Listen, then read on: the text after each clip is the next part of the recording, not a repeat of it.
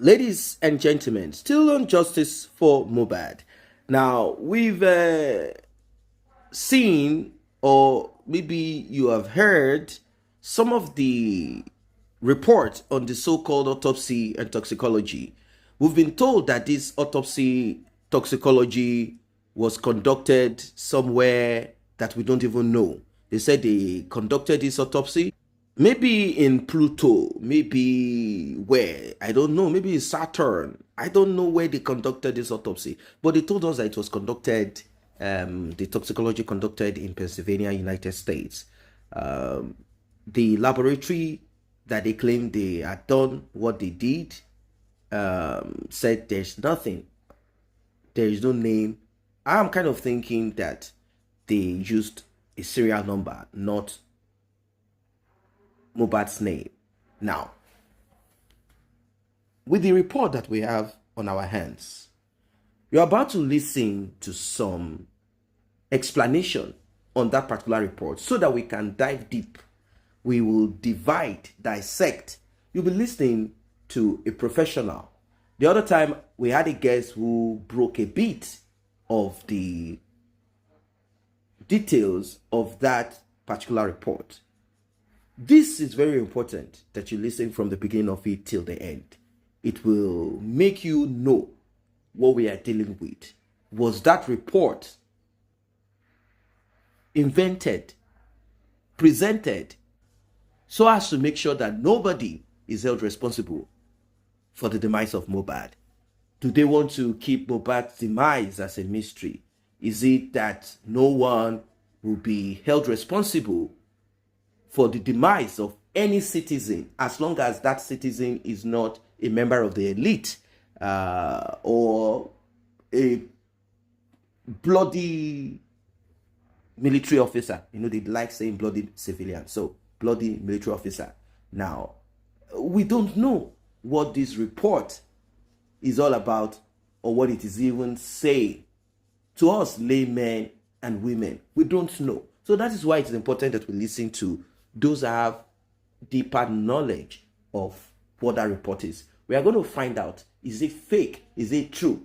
In fact, we're also going to find out if Wunmi had injected Mohbad. Recall that the nurse said, I brought this amount of syringe, but when the police came, what they found is much more. They found more than the syringe that the nurse claimed she brought. So if the nurse came with this amount of syringe and they found more, who brought the remaining or the remainder of the syringe? Did Wunmi execute Mohbad? Immediately the nurse administered the first dose, Wunmi knew that this is my time to do what I need to do. I need to take this guy out. If I don't do it now, he is about to say things that will jeopardize my chances of inheriting all that he has. What exactly did they inject in Mohbad? This is what you're going to find out. But before we proceed, please like and share, tap on the subscribe button, turn on the notification bell. Still on justice for Mohbad. Diphenhydramine is an antihistamine. It is used, it's an anti-allergy as well. With the grams, because I heard about grams, the highest dose you can give for diphenhydramine is 100 milligrams, and that's when we use it in psychiatry. So, but when you use it as an antihistamine for allergies, you use up to like 50 milligrams. For somebody to have grams, you know the difference between milligrams and grams. So, for somebody to have grams of diphenhydramine, that is poison. Yes, and that was go on. They gave it. They injected that into him to poison him, and there's no way that can be metabolized. So that on its own is going to destroy the liver first. So if they found that in his liver at that grams level, they poisoned him. And I remember when the police came out to give their presentation the first time, they talked about midazolam. Midazolam is a medication. It's one of the benzodiazepines that is used for sedation in surgery. When we use it for surgery, you use it to paralyze the patient. So when that was found in Mohbad, when the police came out to say they found midazolam, they found rocephin, they found tetanus toxoid at that initial time, that was when they would have known that this boy was poisoned, was injected with those drugs. Because no pharmacy will sell midazolam over the counter. It's not even something you prescribe. It's specifically used in the OR for minor surgeries. Thank you. I'll be going down because I'll be getting ready for work. Please don't go down first. Let me quickly just repeat it so I can keep record it for myself. I bet no verse. I learned a lot. Don't be upset, ma. Please explain it again. Thank you. I'm very sorry, ma. Please, ma. Okay. Are you talking about the midazolam or we're talking about the diphenhydramine? Everything you've explained now, the way you beautifully explained it. Thank you. Okay. Diphenhydramine is an antihistamine and it's also an anti-allergist. For instance, if somebody is having an allergic reaction, you can give that person diphenhydramine up to 50 milligrams. It's very drowsy. It causes sleepiness. The only time we use diphenhydramine in high doses of 100 milligrams is like in psychiatry. When somebody is very agitated, so you want to calm that person down. And sometimes you also use it for when you want to like counter some other medications, which the list is going to be too much for me to mention here. So for the lab to say they found grams of diphenhydramine in the liver, it shows it was poison. Because there's no way, it doesn't come in grams, it comes in milligrams. And we all know the difference between milligrams and grams.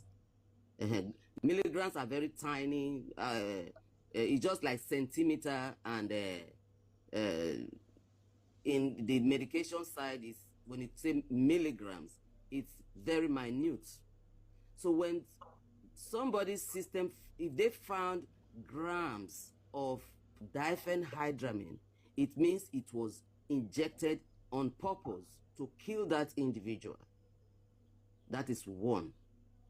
Then I take you guys back to the initial presentation by the police when Mohbad died, that they found the initial findings. They found a tetanus toxoid, they found the midazolam, and then they found rocephin. The midazolam, otherwise known as Vased, is only used in the operating room, in the OR, where they use it to put the patient to sleep before the anesthesia. So when they found that was the initial time I started thinking there's something more to this. Who gave them midazolam? No pharmacy dispenses it. It's not a prescription drug. It has been taken out of the market for a long time. And the metabolism of midazolam is rapid. It goes straight. So if Mohbad has been given that medication to paralyze him, of course he can't fight the intruders. That one alone will kill him. They didn't mention the grams or milligrams of midazolam they found in his system, but finding grams of diphenhydramine in an individual, that is poison. Exactly. It's toxicity. So that alone could kill him because it will depress his respiration. So what they did to him was respiratory depression. They depressed his respiration. This is exactly what killed the boy. Exactly. So that he cannot breathe. This is just the thing. This is. I'm surprised at what Nigerian doctors are doing. They should be able to bring up all these findings, the little findings from what was found in this boy. So even this lab. Question, real quick. Yeah. You are a nurse. You are a nurse, or what's your profession? Just so everybody knows who's talking. Okay. A nurse practitioner and a clinical specialist. Thank you. Thank you. So, So much. Rhino, in Okay, the no, but first okay, history let us of do ever. some, let us do some little bit, let us do some work. Okay, now could we say, probably the reason why these pathologists and the medicals were unable to detect this, this dosage of this particular medication, though it was stated there, okay, I think in thousands, right, in grams. So that means, I mean, it's a dosage. Could it be because of the decomposition of the time frame? Could that cause any effect to this, the time it was buried and the time it was exhumed? Could that have caused any? it has nothing to do with the time he was buried. If The they still decomposition. found that in a system after 9 months, that shows that the liver was shattered. Okay. So, time of burial or time of exhaustion, What decomposition? That's no doesn't really matter. Exactly. As long as it was So the detected. Lagos state government already tied themselves for them to investigate who poisoned him. Welcome back. You heard what the professional said. A lot of substance were detected in Mohbad. You might call it medication, compound, whatever it is, were detected in Mohbad.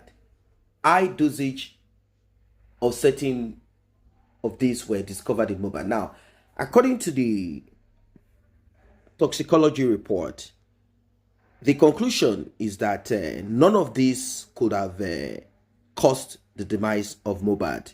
That is what they claim, that the dosage are too minute for Mohbad to have passed away like that. That's what they said, that they are too minute and it's not possible for Mohbad to have passed away. But the conclusion, not really a conclusion anyway, it's more or less an opinion of the pathologist. The administered medication by the auxiliary nurse is what they claim might have caused some adverse reaction on Mohbad and caused his eventual demise. This is what we've been told. This is what they want us to believe. This is what they are saying to us. Now, will the nurse be held responsible? Does she even have a license to operate if she's not qualified? So what will be taken of that nurse? Will she be going to jail for RIP Mohbad? And will this serve as a lesson to those out there who still contact auxiliary nurses to take care of them? And how are you going to solve your health issue when you don't have enough money? How are you going to solve this problem? That's serious, isn't it? Now, a lot of people call in auxiliary nurses when they are sick to take care of malaria, fever, and typhoid fever, and some other little health crises and issues. They quickly jump in to call an auxiliary nurse. In fact, prior to the auxiliary nurses, they used to visit what they call chemists. These chemists, some of them have first aid qualification, while some do not. But back then, it looked and they served as the first aid, like the quick to go to. You quickly jump down to that closest chemist shop. A dude who has not been trained, or even a man, just because they have seen or learned how to treat wounds and they feel that they are qualified, they administer those medication on the wounds. That was what was invoked then. But we started seeing this influx or just some kind of growth of these auxiliary nurses that are attached to some clinics that are not even qualified to do clinics. This is, what is it called? Clinic and maternity homes. It's a sad situation. It's a sad one. I don't know what will come out eventually. I mean, what the government is going to do eventually to the nurse, I don't know what they are going to do about it. I don't really know if they are going to just forget about it and just pardon the nurse, or maybe sentence her to 6 months in prison or a year in prison for operating without license. Maybe that is what they will be. I don't really know. If the nurse is jailed, then they want to end this case with the nurse. That's it. They want to put an end to this case with the nurse. They will say, well, as you can see, ladies and gentlemen, it is the nurse that actually administered what she's not supposed to administer to Mohbad. Then on the other side, why did they call in the nurse? That part would also be looked at. They want to nail Prime Boy. It's been difficult for them to nail Prime Boy. That's where they are confused. Someone must be jailed. Someone must be dragged to the court for what happened to Mohbad prior to when they called the nurse. That's where they are having problems, because Wunmi is not ready to put our neck there, even though that's where a neck is supposed to be. Yes, she is the prime suspect in the demise of Mohbad.